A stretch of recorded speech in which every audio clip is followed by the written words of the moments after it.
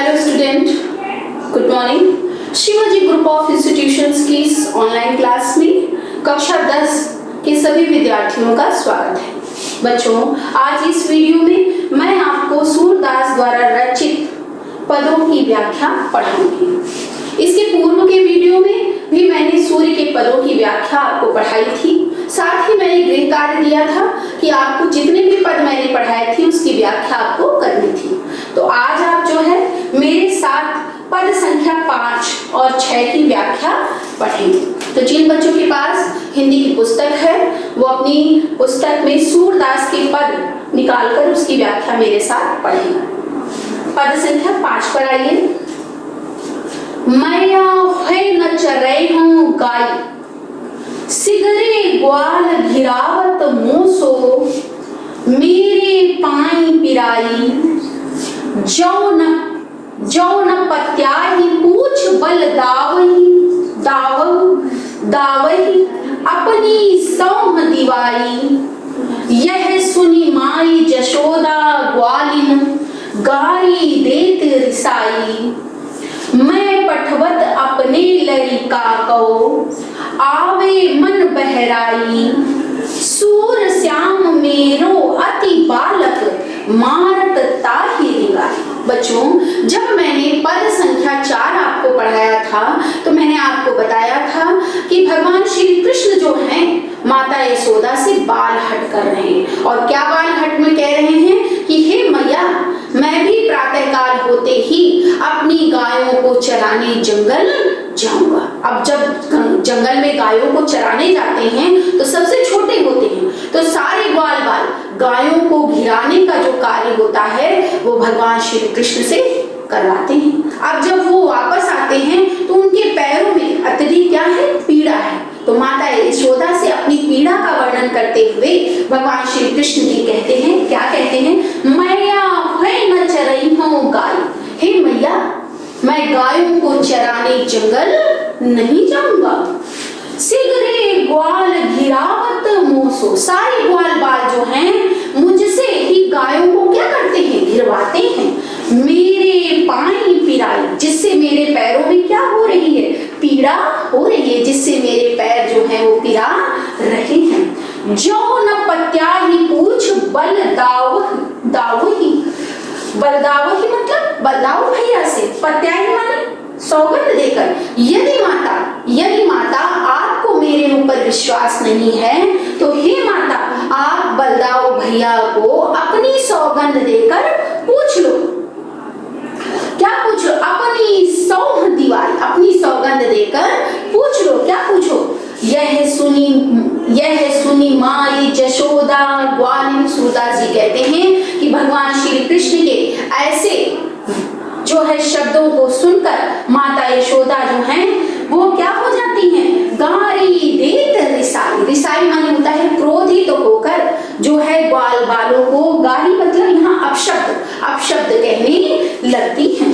मैं पठवती अपने लड़िका को, क्या कहने लगती हैं कि मैं अपने पुत्र को जंगल में गाय चराने इसलिए भेजती हूँ, आवे मन बहराई, कि वो वहां जाकर अपना मन बहला ले। सूर श्याम मेरो अति बालक, सूरदास जी कहते हैं कि माता यशोदा कहती कि मेरा बालक श्री कृष्ण अत्यंत ही प्यारा और कोमल है। मारत ताहि रिंगाई, रिंगाई मतलब दौड़ा कर, उसे दौड़ा कर सारे ग्वाल बाल जो हैं वो कष्ट दे रहे हैं। एक बार बच्चों इसकी व्याख्या फिर से पढ़ें, कम समझ में आया होगा। भगवान श्री कृष्ण जो है अपनी पीड़ा का वर्णन करते हुए माता यशोदा से कहते हैं, मैया है न चरई हूँ गाय, हे माता मैं गायों को चराने के लिए जंगल नहीं जाऊंगा। सिगरे ग्वाल घिरावत मुझसे, सिगरे मतलब संपूर्ण ग्वाल बाल मुझसे ही गायों को घिरवाते हैं। मेरे पाई पिराई, जिसके कारण अत्यधिक दौड़ने के कारण मेरे पैर जो हैं वो दर्द हो रहे हैं। जौन पत्याही पूछ बल दाव, हे माता यदि आपको, पत्याही माने विश्वास, यदि आपको मेरे ऊपर विश्वास ना हो तो आप बलदाऊ भैया से पूछ लीजिए, अपनी सौह दिवाई। कैसे पूछिए, ऐसे नहीं पूछिए, अपनी सौगंध दिलाकर आप बलदाऊ भैया से पूछ लीजिए।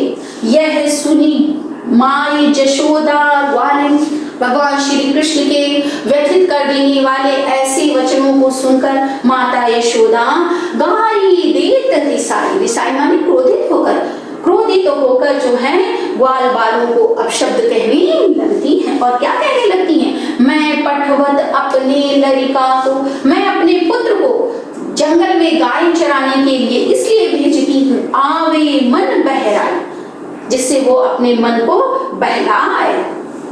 सूर श्याम मेरो अति बालक, सूरदास जी कहते हैं कि माता यशोदा कहती हैं कि मेरा बालक श्री कृष्ण अत्यंत छोटा और कोमल है।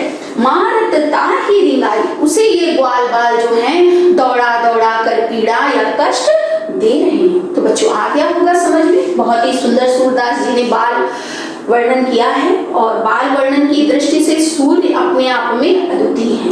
तो आपको व्याख्या कैसे करनी है बार बार मैं आपको बता रही हूँ। सबसे पहले संकेत डालेंगे, संकेत के बाद क्या डालेंगे बच्चों? संदर्भ, संदर्भ के बाद प्रसंग, प्रसंग के बाद आप क्या करेंगे? व्याख्या करेंगे और व्याख्या करने के बाद आप क्या लिखेंगे? काव्यगत सौंदर्य। क्या लिखेंगे? काव्यगत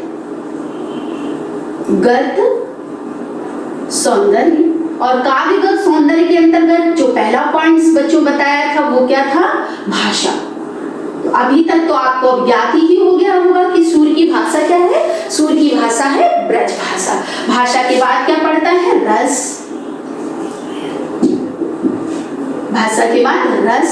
तो देखिए इसमें बालहट है, बालहट होने के कारण कौन सा रस होगा बच्चों? वात्सल्य रस। कौन सा रस होगा? वात्सल्य, वात्सल्य रस। रस की बात, छंद की बात की जाए तो छंद मैंने आपको बताया था कि सूर्य के जितने भी पद हैं वो सब क्या है? गेय पद। तो छंद में आप क्या लिखोगे? गेय पद, गेय पद। इसके बाद बच्चों अलंकार की बात की जाए तो अलंकार देखिए इसमें केवल अनुप्रास अलंकार है। कौन सा अलंकार है? अनुप्रास। तो जैसे सूर श्याम जहां वर्ण की आवृत्ति हो, जैसे गाई, पिराई, दिवाई, दिशाई, ई आ रहा है ना, तो यहाँ पर अंत्य अनुप्रास है। तो आप केवल क्या लिख देंगे अलंकार में? अनुप्रास अलंकार। इसके बाद बच्चों आप जो है गुण कौन सा लिखेंगे? गुण जो कल भी मैंने बताया था आपको कि जहां पर वात्सल्य रस होता है वहां पर माधुर्य गुण होता है। तो गुण कौन सा है? माधुर्य। और शैली की बात की जाए तो शैली जो है वो यहाँ पर मुक्तक शैली है। कौन सी शैली है? मुक्तक शैली। और अविधा शब्द शक्ति है। अब बच्चों हम आते हैं पद संख्या 6 पर। अब आप किसकी व्याख्या पढ़ेंगे? पद संख्या 6 की। देखिए, सखीरी मुरली लीजे चोर, जिन गोपाल कीन्हे अपने बस, प्रीत सबन की तोर। छिन एक घर भीतर निसी बासर, धरत न कबहू छोरी।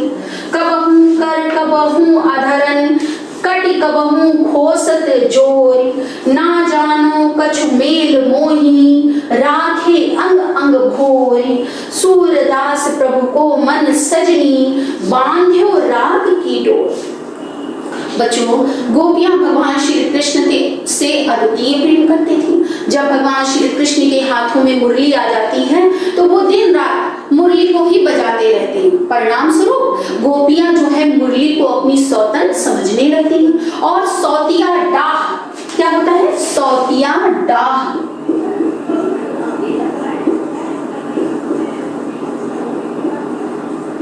सौतिया डाह के दुख को अनुभव करती। सौतिया डाह बोलती है सौतन का दुख। तो जो गोपियां हैं वो मुरली को अपनी क्या समझने लगती? सौतन समझने लगती। और क्या करती? एक जो है श्री कृष्ण के मुरली के संबंध में जो प्रेम है उसका वर्णन करते हुए एक सखी दूसरी सखी से कह रही। क्या कहती? सखी रे मुरली लीजे चोर। हे सखी चलो मुरली को क्या कर लिया जाए? चुरा लिया जाए।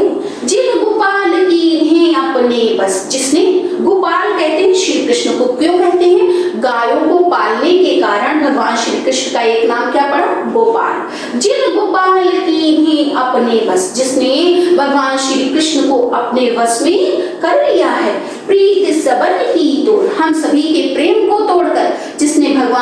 कृष्ण को अपने बस में कर लिया है। क्षण एक घर भीतर, एक क्षण के लिए घर के भीतर और बाहर निसी बासर, रात और दिन, धरत नभ कबहु छोड़। भगवान श्री कृष्ण कभी भी मुरली को अपने से अलग करके रखते नहीं है। कबहु कर माने क्या होता है? हाँ, कभी वो मुरली को किस पे ले लेते हैं? अपने हाथों में ले लेते हैं। कबहु अधरन, अधरन माने होठों पर, कभी अपने होठों पे लगा लेते हैं।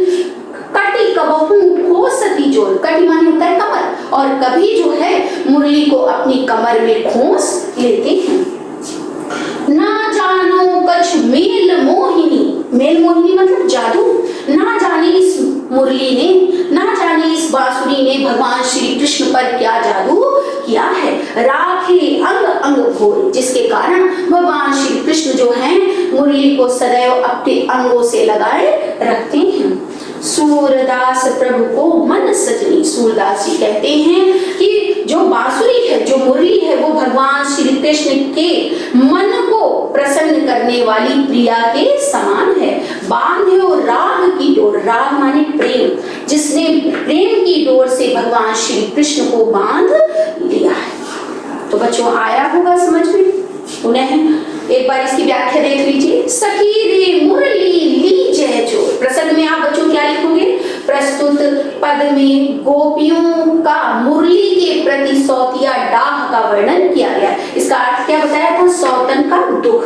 गोपियां जो हैं वो मुरली को अपनी क्या समझने लगती हैं? सौतन समझती हैं। और एक दिन जो है एक सखी दूसरी सखी से कहती कि चलो मुरली को क्या कर लिया जाए? चुरा लिया जाए। तो उसी का वर्णन करते हुए सूरदास जी लिखते हैं, सखी रे मुरली ली जय जोर। एक सखी दूसरी सखी से कह रही है कि हे सखी चलो मुरली को चुरा लिया जाए।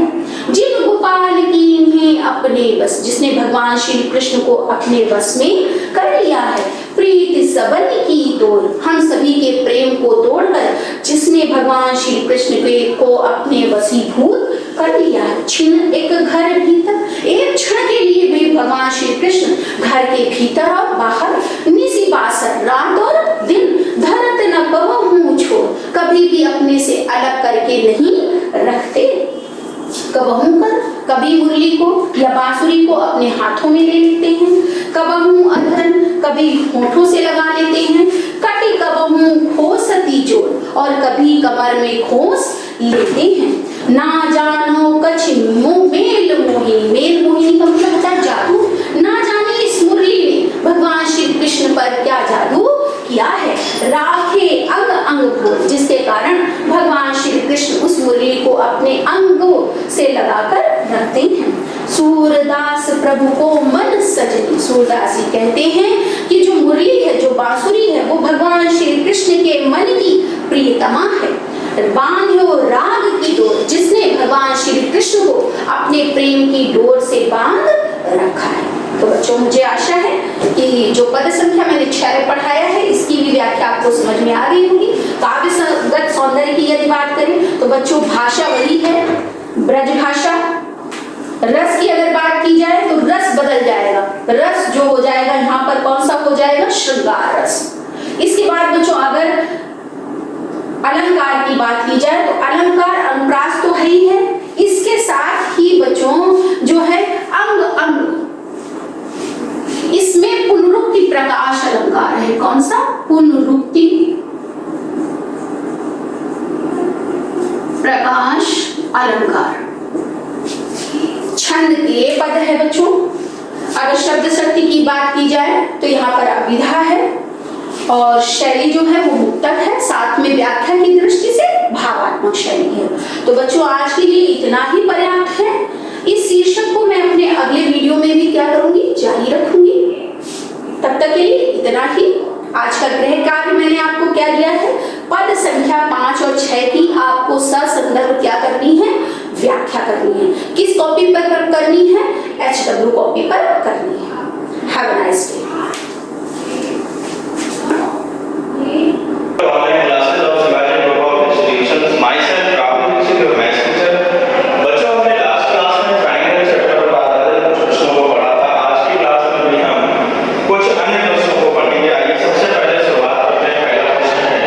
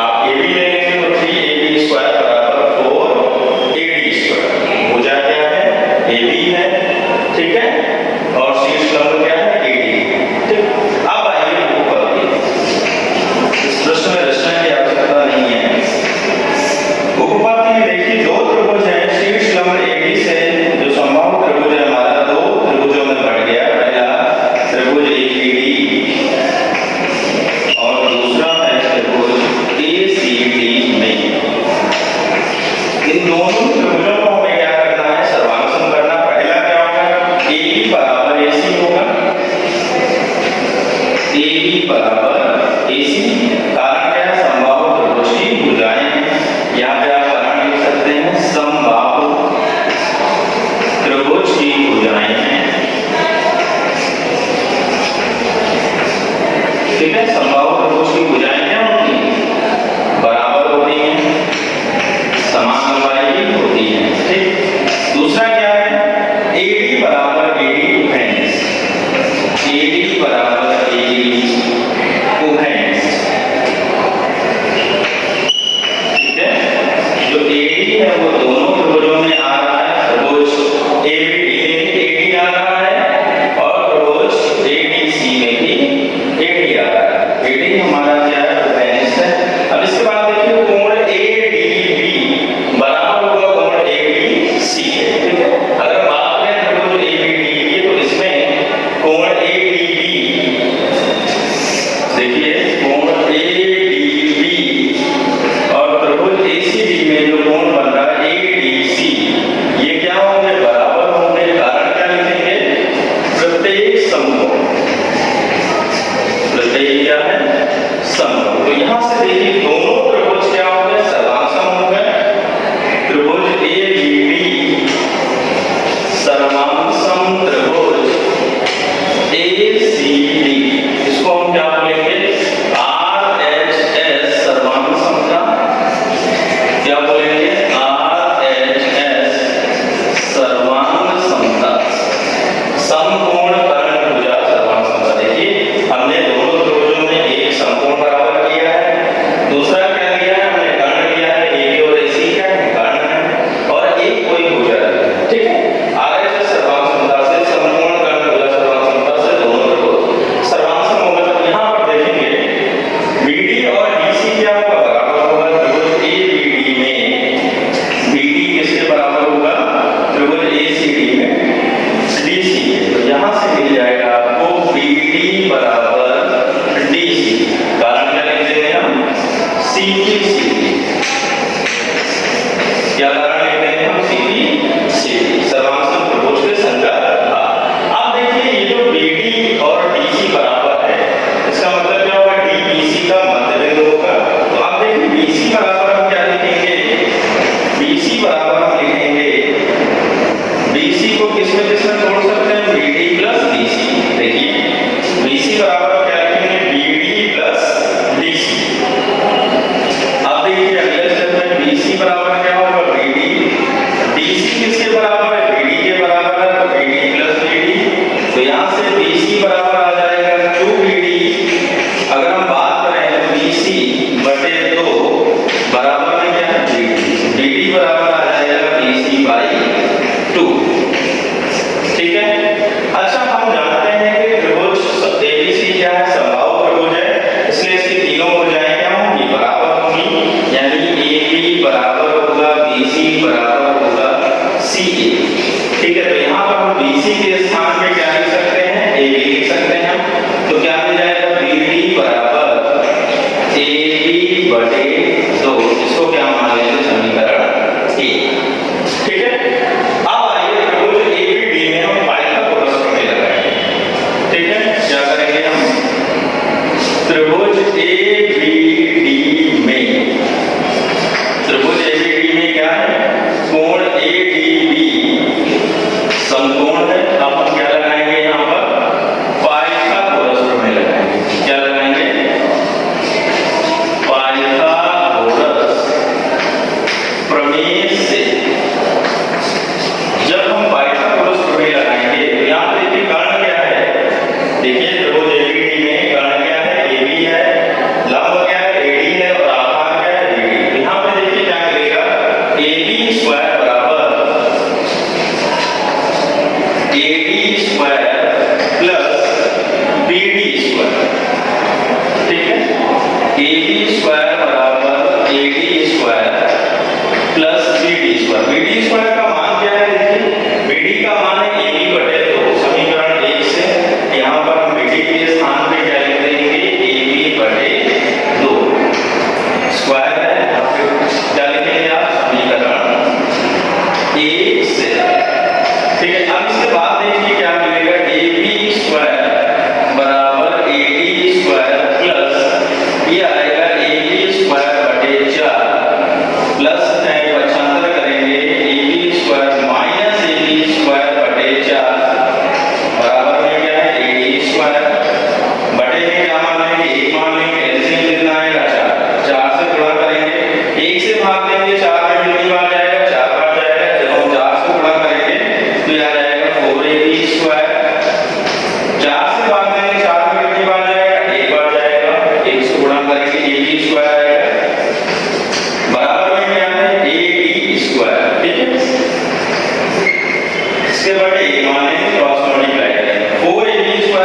स्क्वायर घटाएंगे तो ये आ जाएगा 3ab स्क्वायर, ठीक है। 4 बटे में इधर आएगा गुणे में, बराबर में हो जाएगा 4ab स्क्वायर। यही हमें सिद्ध करना था। समबाहु त्रिभुज में किसी भुजा के वर्ग का 3 गुना उसके शीर्ष लंब के वर्ग के 4 गुने के बराबर होता है। ये हमें सिद्ध करना था। 3ab स्क्वायर बराबर 4ad स्क्वायर। ठीक है बच्चों,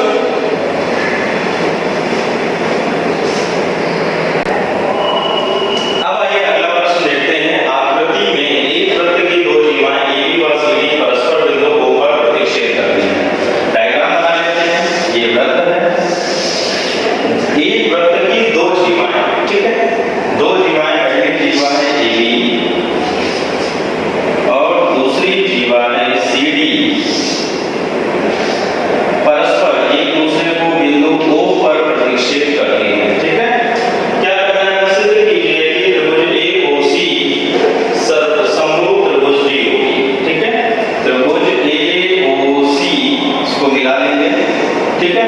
त्रिभुज AOC समरूप त्रिभुज DOB, ये दोनों क्या होंगे? हमें समरूप करना है, ठीक है।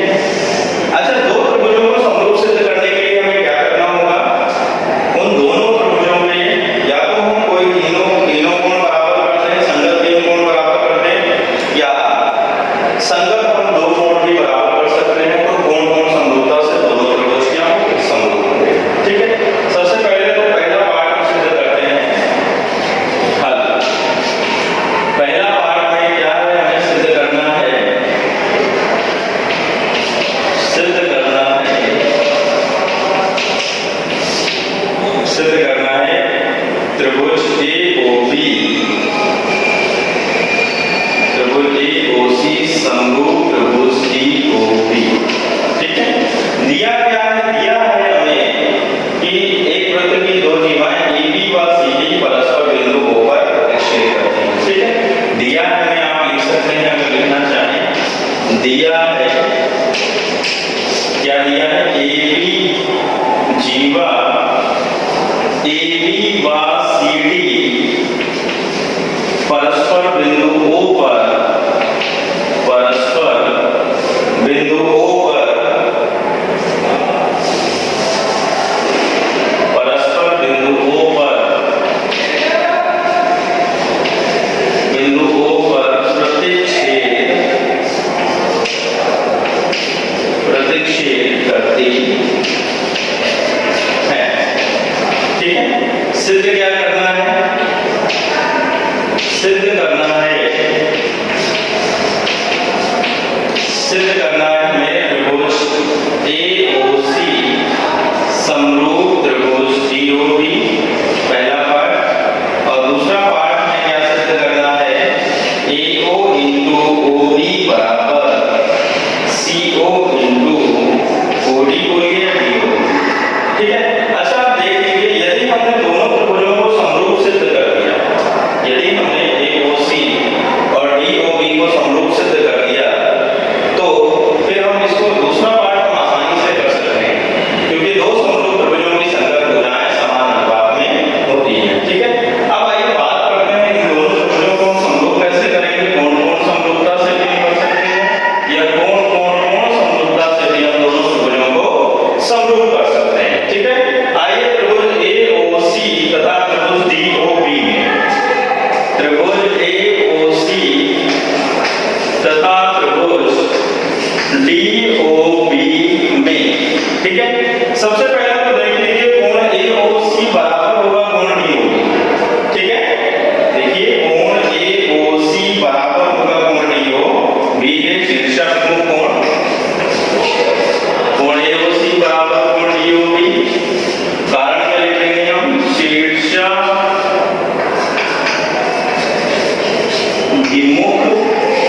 कोण, ठीक है। पहला तो ये हो गया। अब दूसरा देखिए, हमने पढ़ा है क्लास 9 में, एक ही वृत्तखंड पर बने कोण क्या होते हैं? बराबर होते हैं। तो ये कोण हमारा इसके बराबर होगा। देखिए, अगर हम इसको डॉटेड मिलाते हैं तो BC क्या है? जीवा है। वृत्त हमारा दो भागों में बट गया, दीर्घ वृत्तखंड और श्लघु वृत्तखंड। अब अगर इसकी बात करें तो देखिए, ये कोण जो A है और कोण B जो बन रहा है, एक ही वृत्तखंड पर बन रहा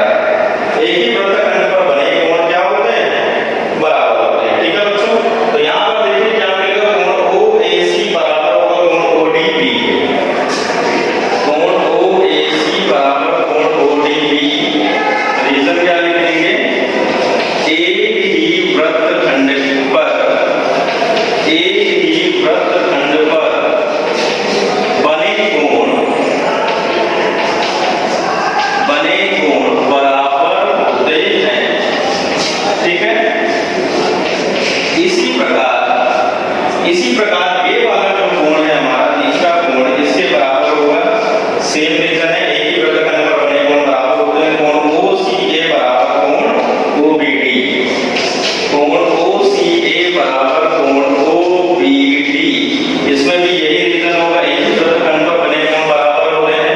तो यहाँ से देखिए दोनों त्रिभुज क्या हो गए, समरूप हो गए, दो त्रिभुज समरूप हो गए, कौन सी समरूपता से, कोण कोण कोण समरूपता से। ठीक है, यहाँ से हमारा पहला पार्ट कंप्लीट होता है, दोनों त्रिभुज AOB समरूप त्रिभुज DOB। ठीक है, अब इसके बाद दूसरा पार्ट सॉल्व करते हैं। दोनों त्रिभुज समरूप हो गए, त्रिभुज AOB समरूप त्रिभुज DOB। ठीक है, यहाँ से हमारा पहला पार्ट कंप्लीट होता है। अब देखिए दूसरे पार्ट के लिए क्या करेंगे, दूसरा पार्ट हमें क्या सिद्ध करना है, AO into OB बराबर CO into DO। ठीक है, AO into OB बराबर CO into DO। दूसरे पार्ट के लिए क्या करेंगे, दोनों त्रिभुज समरूप हो गए, त्रिभुज AOC समरूप त्रिभुज DOB। अब हम क्या करेंगे, दो समरूप त्रिभुजों की संगत भुजाएं समान अनुपात में होती हैं, इसका प्रयोग करेंगे। अब देखिए संगत भुजाएं कैसे देखेंगे आप, यहाँ पर देखेंगे कोण AOB बराबर है किसके, OAB बराबर OAC बराबर किसके, कोण ODB है। ठीक है, तो कोण OAC के सामने वाली भुजा क्या है, OC। ठीक है, और इस कोण के बराबर कोण कौन सा है, कोण ODB है, इसके सामने की भुजा क्या है, OB, OC अपॉन OB। ठीक है, अब दूसरे त्रिभुज में, अब इसमें देखिए त्रिभुज AOC में कोण OCA के सामने की भुजा क्या है, OA। ठीक है, कोण OCA के बराबर कोण कौन सा है, कोण OBD। ये दोनों कोण बराबर है, एक ही वृत्त खंड पर बने कोण बराबर होते हैं। तो इस कोण के सामने की भुजा क्या है, OD। OD बोलिए DO बोलिए। ठीक है, तो यहाँ पर देखिए, अब यहाँ पर क्या लगाया है, दो समरूप त्रिभुज, समरूप त्रिभुज, समरूप त्रिभुजों की संगत भुजाएं, संगत भुजाएं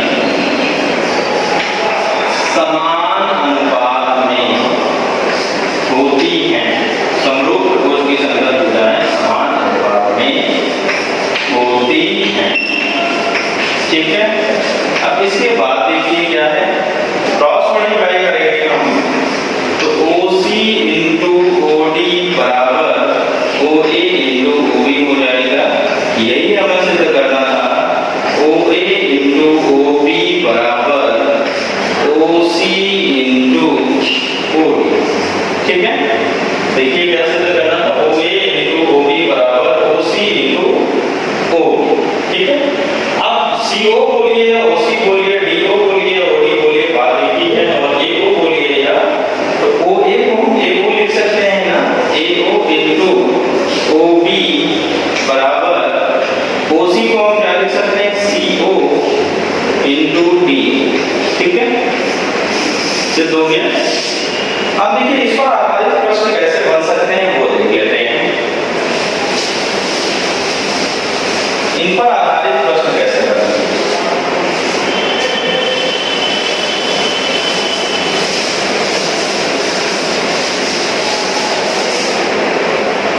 अब यहाँ पर देखिए OA का मान दे दिएगा, मान लीजिए 3। ठीक है, एग्जाम्पल देखिए कैसे बनता है, और OB का मान ज्ञात करना है हमें X, OC का मान दिया है 4।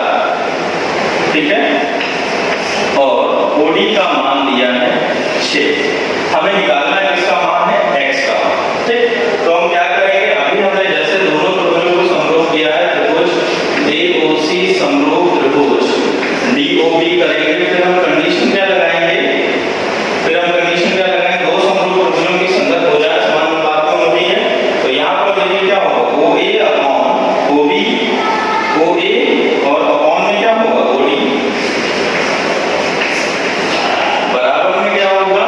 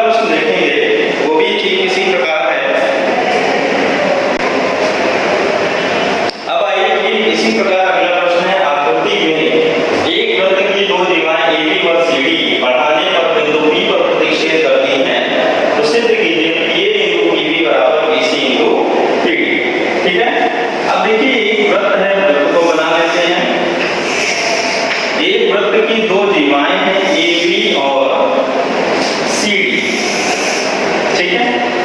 एक जीवा है हमारी AB और दूसरी जीवा है CD। आगे बढ़ाने पर इस बिंदु पर बिंदु P पर प्रतिच्छेद करती है, ठीक है। एक वृत्त की दो जीवाएं AB और CD आगे बढ़ाने पर, जब हम AB को आगे बढ़ाएंगे और CD को आगे बढ़ाएंगे तो कहां पर प्रतिच्छेद करें? परस्पर बिंदु P पर प्रतिच्छेद करें, ठीक है। आगे बढ़ाने पर बिंदु P पर प्रतिच्छेद करें। सिद्ध करना है कि ये बिंदु PP बराबर PC इंटू PD, ठीक। अब आइए इसको हल करते हैं।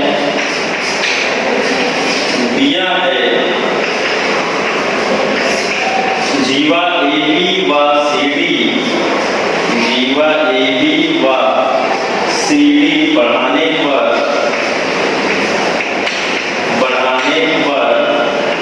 बिंदु O पर प्रतिच्छेद करती हैं, ठीक है। बढ़ाने पर बिंदु O पर प्रतिच्छेद करती हैं, ठीक है। सिद्ध क्या करना है? सिद्ध करना है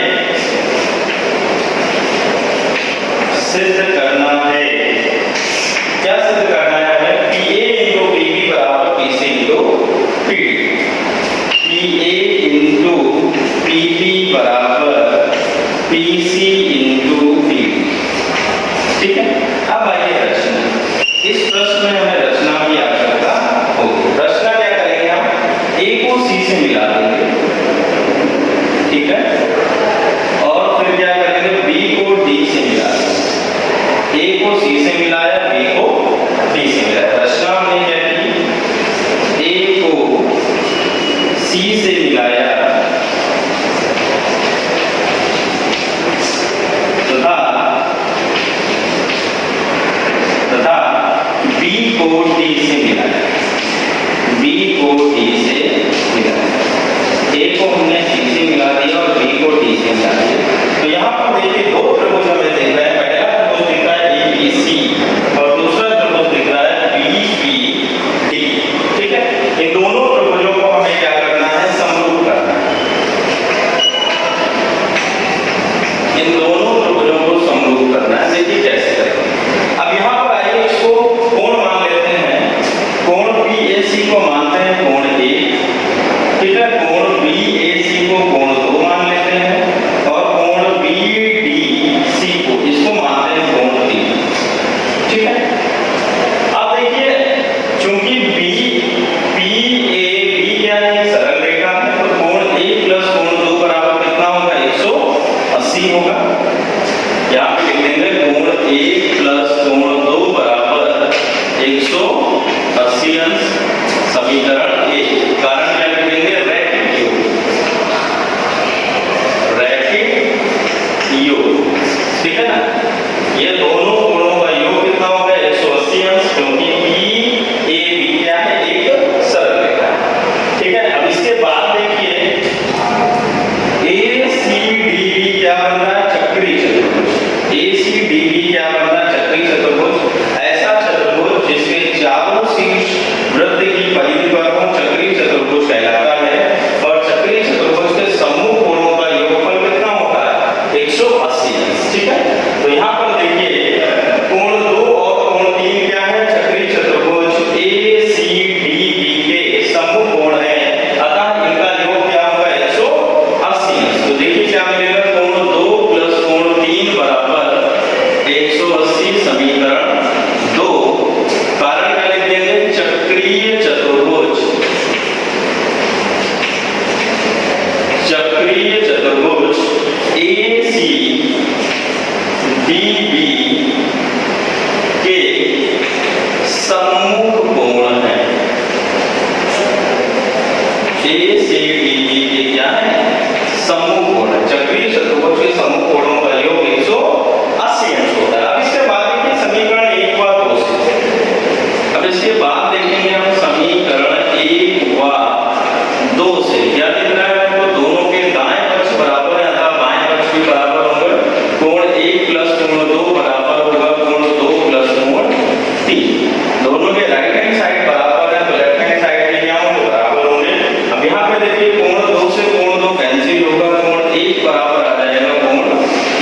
इसको मानेंगे समीकरण 2। ठीक है, यानी ये कोण जो है वो किसके बराबर है, इसके। ठीक है, कोण 1 बराबर कोण 3 के। जो कोण 1 बन रहा है वो त्रिभुज ABC में बन रहा है, कोण PAC। ठीक है, और जो कोण 3 बन रहा है वो त्रिभुज BPD में बन रहा है। किसमें बन रहा है, BPD में कोण 3 है, यानी कोण PAC बराबर किसके, कोण PDB के। ठीक है, अब इसके बाद आइए इन्हीं दोनों त्रिभुजों को लेते हैं और हम क्या करते हैं, समरूप करते हैं त्रिभुज ABC तथा त्रिभुज BPD में। ठीक है, कौन कौन से दो त्रिभुज है, पहला है त्रिभुज ABC, ठीक है, तथा त्रिभुज BPD। ठीक है, इन दोनों त्रिभुजों में क्या है, देखिए कोण ABC बराबर होगा कोण BPD। ठीक, उभयनिष्ठ। पहला क्या होगा, कोण ABC बराबर कोण BPD के, कारण क्या लिखेंगे हम, उभयनिष्ठ। ठीक है, अब इसमें देखिए ABC में कौन सा कोण बन रहा है, कोण 1। ठीक, और त्रिभुज दूसरा त्रिभुज BPD में कौन सा कोण है, 3। यानी कोण 1 और कोण 3 क्या है, बराबर है। कोण 1 है क्या आपका, PAC बराबर होगा किसके, PDB के। ठीक है, कोण PAC बराबर होगा, कोण PAC बराबर होगा किसके, कोण PDB के। यहाँ पे आप कारण लिख देंगे समीकरण 3 से। कहाँ से, समीकरण 3 से। अब देखिए दो कोण बराबर हो गए, तो यहाँ से दोनों त्रिभुज क्या हो गए, समरूप हो गए। त्रिभुज ABC समरूप त्रिभुज BPD, कोण कोण समरूपता, कोण कोण समरूपता। दो त्रिभुज समरूप हो गए, तो हम कंडीशन क्या लगाएंगे कि संगत भुजाएं समान अनुपात में होती हैं। ठीक है, अब आइए इसमें देखिए आगे, दोनों त्रिभुज क्या हैं, समरूप हैं, तो इनकी संगत भुजाएं समान अनुपात में होती हैं। त्रिभुज ABC और दूसरा त्रिभुज BPD, ये दोनों त्रिभुज क्या हैं, समरूप हैं, तो इनकी संगत भुजाएं क्या होंगी, समान अनुपात में होंगी। ठीक है, अब देखिए कोण 1 के सामने वाली भुजा क्या है, PC है। त्रिभुज ABC में कोण 1 के सामने वाली भुजा है PC। ठीक है, अब देखिए त्रिभुज ABC में जो कोण 1 है, त्रिभुज BPD के कोण 3 के बराबर है। ठीक है ना, कोण 1 किसके बराबर, 3। तो अब हम देखेंगे त्रिभुज PDB में कोण 3 के सामने वाली भुजा क्या है, PB। कोण 3 के सामने वाली भुजा क्या है, PB है, क्योंकि हमें संगत भुजाएं लेंगे। ठीक है, जो संगत कोण बराबर होंगे उसके सामने वाली भुजा क्या होगी, संगत भुजाएं लेंगे। अब देखिए कोण 1 के सामने वाली भुजा PC भी हमने, अब कोण 1 किसके बराबर, कोण 3 के, तो कोण 3 के सामने वाली भुजा ले लीजिए त्रिभुज PDB में, तो कौन सी भुजा लेंगे हम, P। इसी प्रकार ये तो आपका उभयनिष्ठ है, कोण ABC बराबर है कोण BPD के। तीसरा जो कोण बच रहा है, ये वाला जो कोण है वो किसके बराबर होगा, इसके। ठीक है, क्योंकि त्रिभुज के तीनों अंदर कोणों का योग 180 अंश होगा। कोई दो कोण अगर बराबर है तो तीसरा भी क्या होगा, बराबर होगा। तो आप देखिए इस कोण के सामने वाली भुजा क्या है, PA। ठीक है, अब देखिए ये कोण किसके बराबर है, इसके है, यानी त्रिभुज PDB में किसके बराबर, कोण PBD के बराबर। कोण PBD के सामने वाली भुजा क्या है, PD। तो PC/PB बराबर PA/PD। यहाँ पर क्या लिखेंगे हम, समरूप त्रिभुज की संगत भुजाएं, समरूप त्रिभुज की संगत भुजाएं समान अनुपात में होती हैं। किसमें होती हैं, समान अनुपात में होती है। ठीक है ना, तो यहाँ पर अब क्या करेंगे, क्रॉस मल्टीप्लाई करेंगे। क्रॉस मल्टीप्लाई करेंगे तो PC इंटू PD बराबर PA इंटू P। ठीक है, इसको हम ऐसे भी लिख सकते हैं, PA इंटू PB बराबर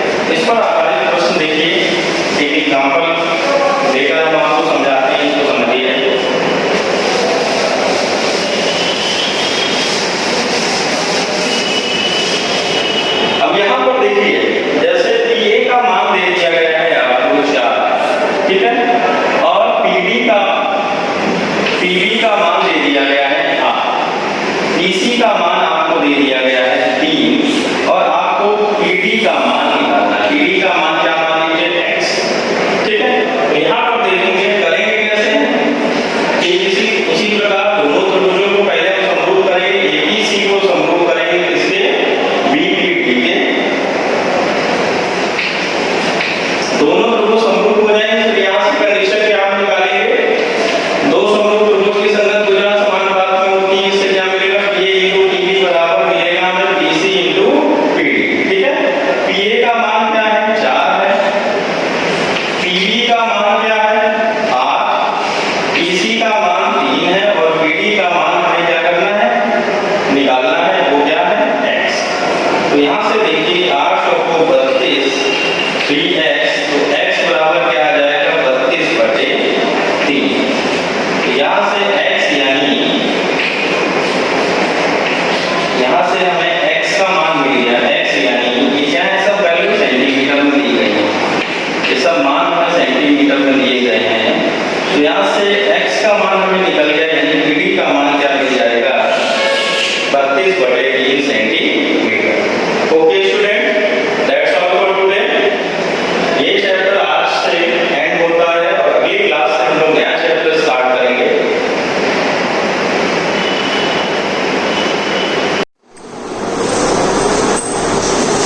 hello students, welcome to online classes of Shivaji group of institution. बच्चों, आज हमारा क्लास 10 में सोशल साइंस में ये हमारा सिविक्स का मतलब नागरिक शास्त्र का लास्ट चैप्टर है, लोकतंत्र की चुनौतियां। इसके पहले तक हमने पढ़ा लोकतंत्र के परिणाम। बच्चों, हम लोग नागरिक शास्त्र में लोकतंत्र के बारे में हर एक चैप्टर में कुछ ना कुछ पढ़ते चले आ रहे हैं, कुछ ना कुछ समझते चले आ रहे हैं, लोकतंत्र को और अधिक जानते चले आ रहे हैं। लोकतंत्र बहुत इजी वर्ड है, मैंने बार बार बताया, बार बार क्लियर भी किया कि लोकतंत्र क्या है, जिसमें जो शक्ति होती है, राजनीतिक शक्ति जो पूरी होती है, वो जनता के हाथ में आ जाती है और जनता राजनीतिक रूप से और आर्थिक रूप से भी हम कह सकते हैं और सामाजिक रूप से भी क्या होता है, उसको एक समानता प्रदान होती है, एक शक्ति प्रदान होती है। लोकतंत्र एक ऐसा कहते हैं, एक ऐसी परिस्थिति है, एक ऐसी परिस्थिति जिसके अंदर रह के जो जहाँ पर भी लोकतंत्र सरकारें हैं, जिस देश में लोकतंत्रात्मक प्रशासन है, उस देश के नागरिकों के लिए वो एक ऐसी परिस्थितियों को जन्म देती है जहाँ पर लोगों को ज्यादा से ज्यादा अवसर मिलते हैं जागरूक होने के, अपनी बात को कहने के, अभिव्यक्त करने के। इसके साथ ही साथ राजनीति में आने के लिए और जनमत का निर्माण करने और जनमत को एक मजबूत आधार प्रदान करने के लिए। तो लोकतांत्रिक सरकारें, अगर हम तुलना करते हैं गैर लोकतांत्रिक सरकारों से लोकतांत्रिक सरकारों की, तो हम देखते हैं, जैसा कि हमने पिछले पाठ में भी पढ़ा था, कि कितने सारे राजनीतिक परिणाम निकल कर बाहर आते हैं, आर्थिक परिणाम भी हैं और बहुत सारे सामाजिक परिणाम भी हैं। सामाजिक परिणामों में हमने देखा कि सामाजिक समानता की बहुत सारी विभिन्नताओं के होते हुए भी, बहुत सारी विभिन्नताओं के, सामाजिक विभिन्नताओं के समाज में फैले होने के बावजूद जहाँ पर लोकतांत्रिक सरकारें होती है, वो विभाजनों को कोई भी स्थान नहीं देती है। वो उस देश को विभिन्नताओं के होते हुए भी विभाजनों से, सामाजिक विभाजनों से बचाकर रखती हैं। क्यों? क्योंकि सामाजिक विभाजन जो होते हैं वो विवादों और टकरावों और संघर्षों को जन्म देते हैं। तो सामाजिक विभाजनों को समाप्त करना बहुत इंपॉर्टेंट होता है, जो कि लोकतांत्रिक सरकार में देखने को मिलता है। अब आज हमारा जो लेसन है वो है कि लोकतंत्र की चुनौतियां। अब बेटा, चुनौतियां क्या है?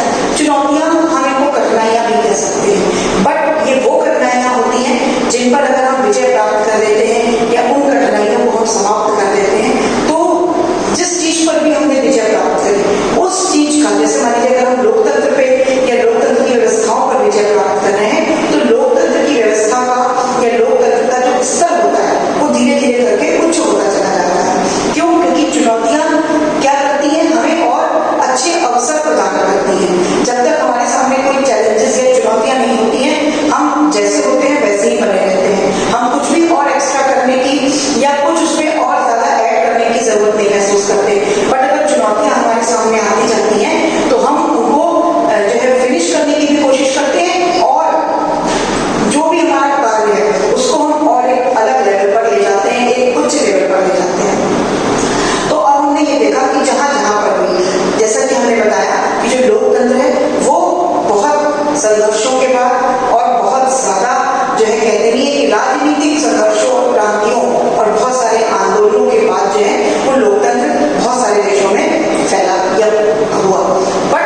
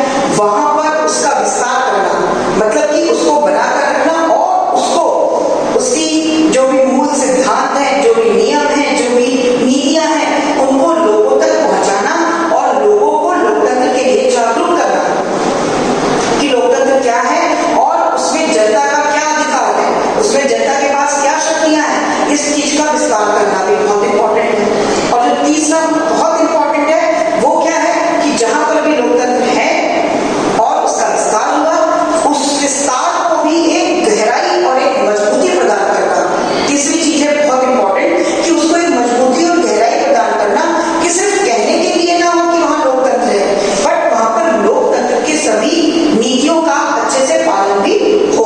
तो ये 3 चुनौतियां हैं जो कि हर एक देशों को देखनी पड़ रही है या उनका सामना उन्हें करना पड़ रहा है। तो ये थी लोकतंत्र की चुनौतियां। अब हम इन्हें विस्तार से पढ़ेंगे कि कौन कौन सी लोकतंत्र की चुनौतियां हैं और भारत उनमें से किन चुनौतियों का सामना कर रहा है और कौन से ऐसे देश हैं जिन्होंने उन चुनौतियों का सामना किया। इन सब के बारे में हम विस्तार से आज के टॉपिक में पढ़ेंगे। तो नाउ लेट्स स्टार्ट फ्रॉम लोकतंत्र की चुनौतियां। अब लोकतंत्र की चुनौतियों में जो हमारी सबसे पहली चुनौती है, जो सबसे पहली और जो सबसे इंपॉर्टेंट भी कह सकते हैं कि जब तक ये ही नहीं होगी तब तक हम कहीं पर भी लोकतंत्र को लेकर कोई भी बात नहीं कर सकते हैं। क्या?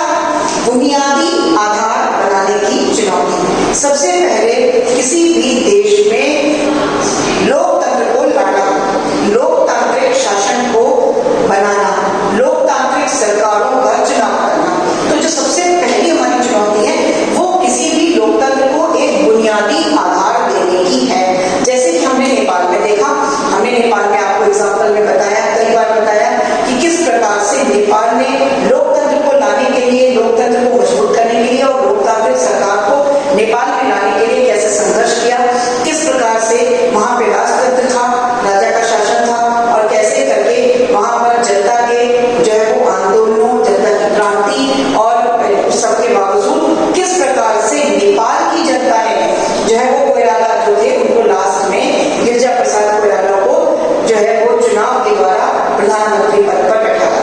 तो ये हमने देखा था। तो ये क्या था कि लोकतंत्र को लाने की संघर्ष, तो वो भी एक चुनौती है। बहुत सारे आज भी बहुत सारे ऐसे राष्ट्र हैं, बहुत से ऐसे देश हैं जहां पर अभी भी लोकतंत्र नहीं है। तो क्या सबसे बड़ी चुनौती लोकतंत्र के सामने है कि हर एक देश को बुनियादी आधार प्रदान करना ताकि हर जगह पर क्या हो जाए, लोकतंत्र हो जाए।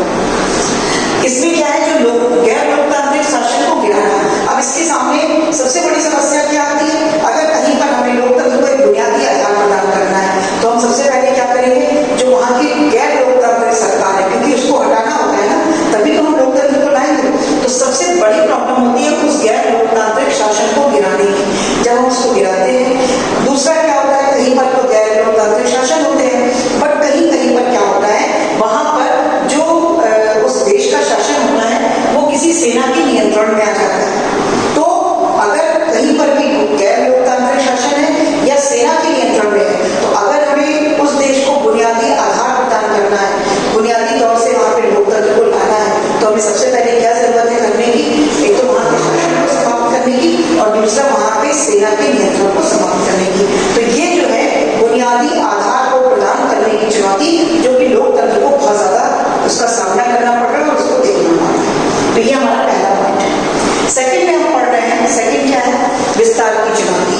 अब देखिए, पहले वाले चुनौती में मैंने आपको बता दिया कि किस प्रकार से कहीं पर भी लोकतंत्र आएगा, क्योंकि बुनियादी आधार प्रदान किया जाएगा। अब लोकतंत्र आ गया, लोकतंत्र के आने के बाद क्या चुनौतियां होती हैं, उसमें होती है विस्तार की चुनौती, कि लोकतंत्र का विस्तार करने की। अब विस्तार में क्या आता है, जैसे कि लोकतांत्रिक सरकार के मूल सिद्धांतों को लागू करना। अब अगर कहीं पर लोकतंत्र आ गया है तो वहां पर लोकतांत्रिक जो भी लोकतंत्र की सरकार के मूल सिद्धांत हैं, अब उनको भी तो आप लागू करेंगे। जिस उद्देश्य के साथ आप लोकतंत्र को लेकर आए उसके कुछ सिद्धांत होंगे, उन सिद्धांतों को लागू करना, सामाजिक समूहों और विभिन्न संस्थानों को लागू करना। इसी के साथ साथ, क्योंकि लोकतंत्र का सबसे पहला मंत्र क्या है, समानता। मेन जो है वो क्या है, समानता। तो जब समानता चाहिए तो सामाजिक समूह जितने भी होंगे उन सभी को और विभिन्न संस्थानों को क्या करना, उन पर लोकतंत्र को लागू करना, क्योंकि लोकतंत्र में किसी प्रकार का कोई भी भेदभाव नहीं होता। किसी तरह का कोई भी भेदभाव जाति के आधार पर, धर्म के आधार पर, भाषा के आधार पर या फिर लिंग के आधार पर कोई भी भेदभाव नहीं देते। तो सभी सामाजिक समूह, सभी संस्थानों में लोकतंत्र को लागू करना। दो चीजें क्या हुई, मूल सिद्धांतों को लागू करना और हर समूहों और संस्थानों में इन सिद्धांतों को लागू करना। अब इसके बाद हम तीसरी चीज क्या देखते हैं, अच्छा इसमें अभी हम एक चीज और देख लेते हैं कि किस प्रकार से ये जो हमारे एग्जाम्पल है कि किस प्रकार से भारत जो है वो किस प्रकार से विस्तार की चुनौती का सामना करना पड़ रहा है। क्यों? क्योंकि भारत में लोकतंत्र बहुत सालों से है, 70-75 साल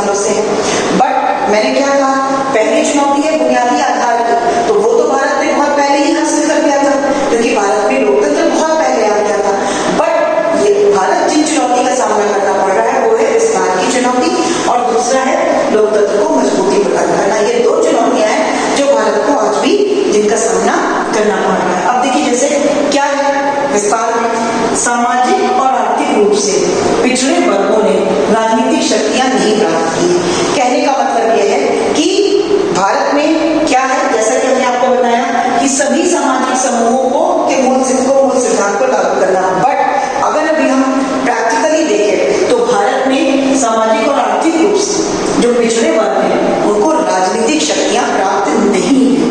मतलब कि जैसे उनको आरक्षण के द्वारा राजनीतिक पद पर आना चाहिए या उसके लिए सीटों को आरक्षित करना चाहिए, पर इस तरह की चीजें अभी भी हमें कहाँ पर भारत के लोकतंत्र में देखने को नहीं मिल रही।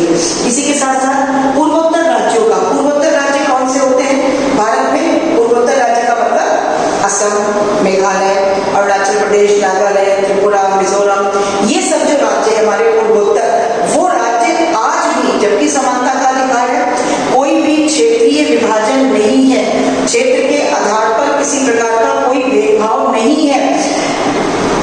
केंद्र की नजर में कह दीजिए या देश की नजर में या भारत के सरकार की नजर में सारे राज्य इक्वल हैं, समान हैं, बट उसके बावजूद भी जो पूर्वोत्तर राज्य हैं उनका मुख्य धारा से, मुख्य धारा का मतलब क्या हुआ? दिल्ली या आप सारे राज्य जो हमारे बीच में आते हैं, सारे दिल्ली, महाराष्ट्र, ये सब राज्य जो है, सॉरी, जैसे यूपी है, महाराष्ट्र है, कर्नाटक है, जितना ज्यादा विकास इन राज्यों का हुआ या वो जितना मुख्य धारा से इन राज्यों को जोड़ा गया है, उतना जो हमारे पूर्वोत्तर राज्य हैं उन्हें मुख्य धारा के साथ इतना ज्यादा एकीकृत नहीं किया गया। तो ये भी एक विस्तार की चुनौती का सामना हमारा भारत कर रहा है। तो कुछ पिछड़े वर्ग और कुछ पूर्वोत्तर राज्य, इनके साथ अभी भी भेदभाव देखने को मिल रहा है, न चाहते हुए। तो ये हमारा क्या था? विस्तार की चुनौती, और उसमें भारत कहाँ पर खड़ा है और भारत की क्या स्थिति है। थर्ड जो हमारी चुनौती है वह है लोकतंत्र को मजबूती प्रदान करना। अब हमारा लोकतंत्र आ गया, उसके बाद हमें उसका विस्तार भी कर दिया, बट उसके बाद उसे मजबूत बनाना। विस्तार करने का मतलब ये नहीं कि एक बार विस्तार किया और उसके बाद लोकतंत्र में धीरे धीरे करके कमियां आनी शुरू हो। हम कोई चीज कहते हैं, किसी चीज को लाना, कोई सिद्धांत बनाना, बट उस पर काबू भी रहना, उस पर मजबूती भी रहना, मजबूत होके खड़े रहना, दैट इज द इम्पोर्टेंट। या उसकी गहराई में जाना। जब तक लोगों को आपने सिर्फ सिद्धांत बताए, बट जब तक लोग उसको प्रैक्टिकली देखते हैं और किस तरीके से वो उसको मजबूती प्रदान करते हैं, ये इम्पोर्टेंट होता है। अब मजबूती में स्थानीय सरकारों को अधिक शक्ति सुनिश्चित करना, जो भी हमारी स्थानीय सरकारें हैं, केंद्र सरकार, राज्य सरकार, उसके बाद जो स्थानीय आती है, उनको भी अधिक शक्ति सुनिश्चित करना।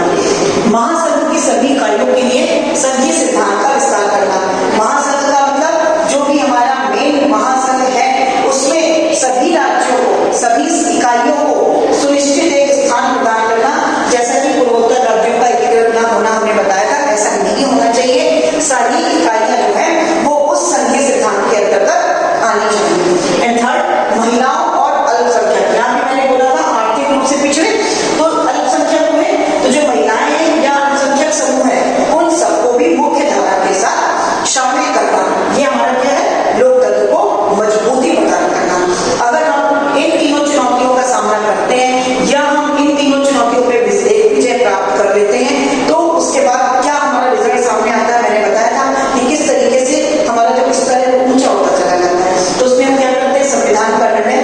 जैसे संविधान अब उसमें देखिए, अब हम यहाँ पहले ये बताएंगे कि क्या करना चाहिए जिसकी वजह से ये तीनों चुनौतियां जो हैं उस पर हम विजय प्राप्त कर सकें। जैसे संविधान का निर्णय, संविधान अगर कोई निर्णय ले रहा है तो उसे किसी प्रकार का भेदभाव नहीं करना चाहिए, चाहे वो पिछड़े वर्ग हो, चाहे वो पूर्वोत्तर राज्य हो, सब उसके लिए सभी चीजें समान होनी चाहिए। तो संविधान का निर्णय किसी भी चाहे जाति, धर्म, भाषा, लिंग, क्षेत्र के आधार पर नहीं लेना चाहिए, समान होना चाहिए। लोकतंत्र का विस्तार करना, लोकतंत्र को एक विस्तार प्रदान करना, हर एक वर्ग को उसमें जोड़ना है, हर एक नेताओं को, जो विरोधी नेता है या जो भी सत्ता में आ जाते हैं, उनका सबसे पहला जो लक्ष्य होना चाहिए वो लोकतंत्र का विस्तार होना चाहिए।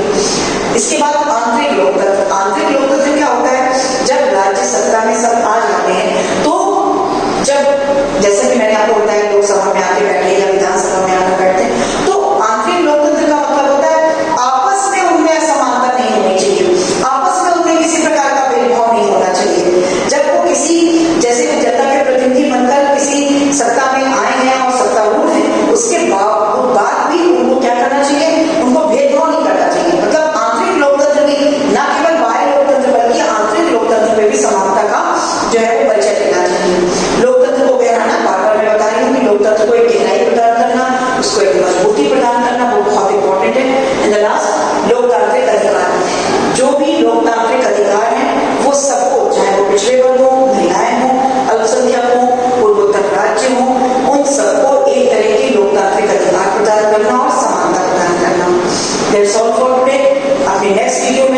इसको